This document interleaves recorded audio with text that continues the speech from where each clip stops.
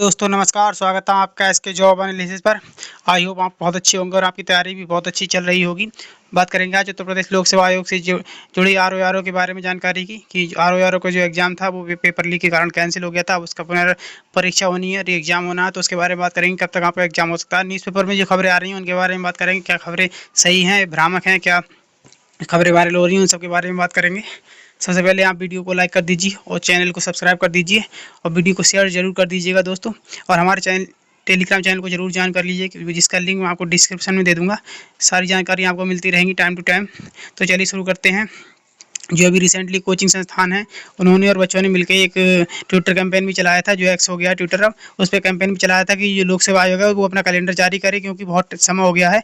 10 फरवरी को पेपर हुआ था आर ओ का, उसके बाद कोई पता नहीं है आयोग का कि कब एग्ज़ाम लेगा। ना ही कोई कैलेंडर जारी किया है, ना ही कोई तिथि जारी की है। कुछ तो ऑफिशियली जानकारी देनी चाहिए आयोग को। एटलीस्ट अगर डेट ना दे तो कम से कम इतना तो होना चाहिए कि संभावित माह बता दे लोक सेवा आयोग की, इस माह में हम एग्ज़ाम लेंगे, आपकी पुनर्परीक्षा कराएंगे। क्योंकि आयोग बिल्कुल सोच पढ़ के बैठ गया, उसमें कुछ पता नहीं चल रहा है कब एग्ज़ाम होगा नहीं होगा।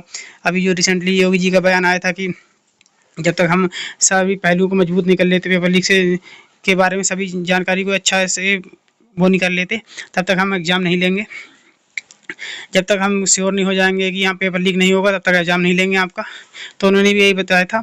अब देखते हैं कब तक आपका एग्ज़ाम हो सकता है। तो चलिए बात करेंगे न्यूज़पेपर से जुड़ी कुछ जानकारियों की। न्यूज़पेपर में खबरें आई थी उस आर ओ पेपर लीक मामले पर ईडी की नज़र। सिपाही अब तक सिपाही भर्ती परीक्षा थी जो यूपी पुलिस कांस्टेबल की, उसमें जो ईडी ने मनी लॉन्ड्रिंग का केस दर्ज किया था prevention of money laundering act के तहत।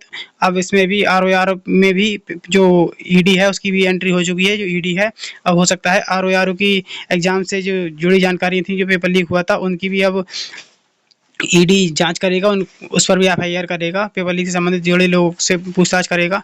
तो चलिए देखते हैं न्यूज़पेपर में क्या बताया गया। सिपाही भर्ती की लिखित परीक्षा का पेपर आउट होने के मामले में जांच शुरू करने के बाद ईडी की नजरें आर पेपर लीक मामले पर भी हैं। दरअसल दोनों परीक्षाओं का पेपर आउट कराने में प्रयागराज निवासी राजीव नयन मिश्रा शामिल था, जिसके गिरोह के बाकी सदस्यों ने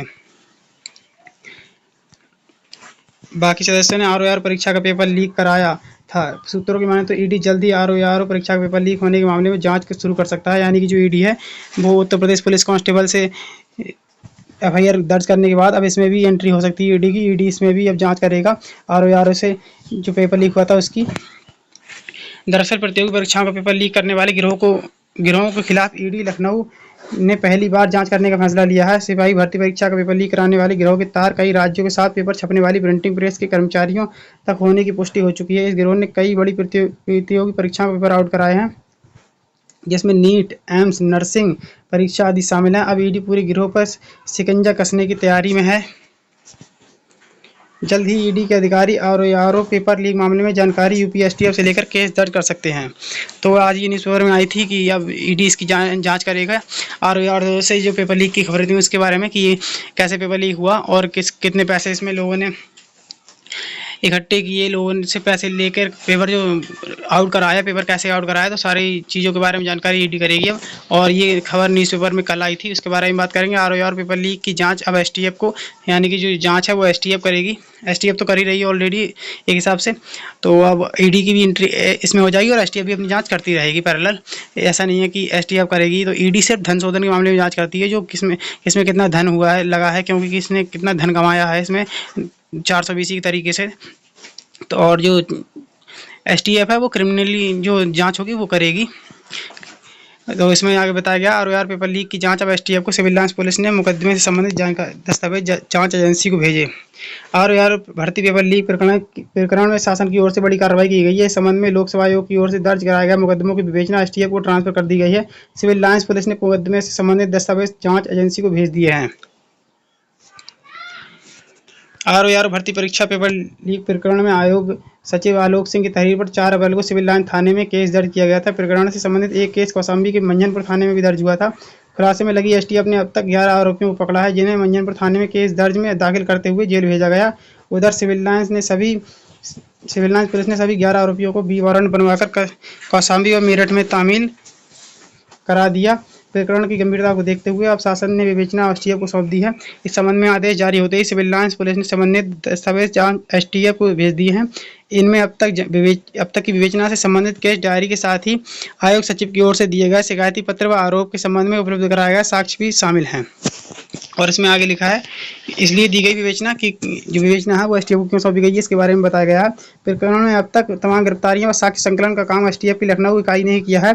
इनमें गुरुओं से लेकर सरगना तक की गिरफ्तारी एसटीएफ ने ही की है। यानी कि जो जांच है शुरू से वो जो गुर्गे पकड़े गए थे, जो लोगों ने पेपर लीक कराया, वो शुरू से एसटीएफ ने करी है। तो एसटीएफ को इस बारे में ज़्यादा नॉलेज होगी, कैसे पकड़े गए हैं और इन लोगों का प्लान क्या था। तो इसलिए अब एसटीएफ को ये ट्रांसफर कर दिया गया है कि प्रयागराज, नोएडा, लखनऊ, गोंडा व कौशाम्बी जनपद में ताबड़तोड़ छापे मारकर एसटीएफ ने अभियुक्तों की गिरफ्तारी की। इसे देखते हुए विवेचना एसटीएफ से कराने का निर्णय लिया गया।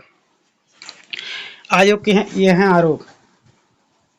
आयोग सचिव की ओर से दी गई तहरीर में पुलिस को बताया गया प्रकरण की प्रारंभिक जांच में कुल 128 प्रश्नों के लीक होने के साक्ष्य मिले। 11 फरवरी को 2 पालियों में हुई परीक्षा के प्रथम प्रश्न पत्र और द्वितीय प्रश्न पत्र सामान्य हिंदी के कुल 128 सवाल परीक्षा शुरू होने के पहले ही सार्वजनिक होने की सूचना सोशल मीडिया और अन्य माध्यमों से मिली। आयोग को मिले प्रत्यावेदन और साक्ष्यों से जानकारी मिली कि प्रथम प्रश्न पत्र के 103 और द्वितीय प्रश्न पत्र के 25 प्रश्न परीक्षा शुरू होने के पहले सार्वजनिक हो गए। प्रथम और द्वितीय प्रश्न पत्र के जो प्रश्न व उत्तर परीक्षा पूर्व सार्वजनिक हुए, उनमें कोई सीरीज अंकित नहीं है। हालांकि वह सामान्य अध्ययन के 103 प्रश्न व बी सीरीज के प्रश्न पत्र से मेल खाते हैं। इसी तरह सामान्य हिंदी के 25 प्रश्न व इसके उत्तर सी सीरीज के प्रश्न पत्र से मेल खाते हैं। तो इन्होंने बताया कि आयोग इसलिए एसटीएफ को सौंप रहा है जांच, क्योंकि इसमें जो पेपर लीक थी, धांधली थी, वो बहुत बड़े स्तर पर हुई थी।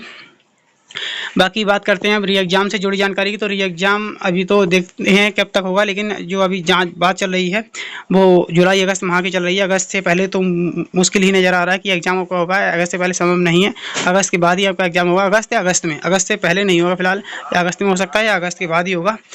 बाकी कोई भी ऐसी इस मामले से कोई जुड़ी अपडेट होगी वो आपको तुरंत दी जाएगी। वीडियो के माध्यम से मैं ज़रूर आपको सूचित करूंगा अगर कोई अपडेट आएगी। तो ऐसी वीडियोज़ के लिए आप चैनल को सब्सक्राइब जरूर कर लें और वीडियो को लाइक कर दें और शेयर जरूर कर दें। धन्यवाद।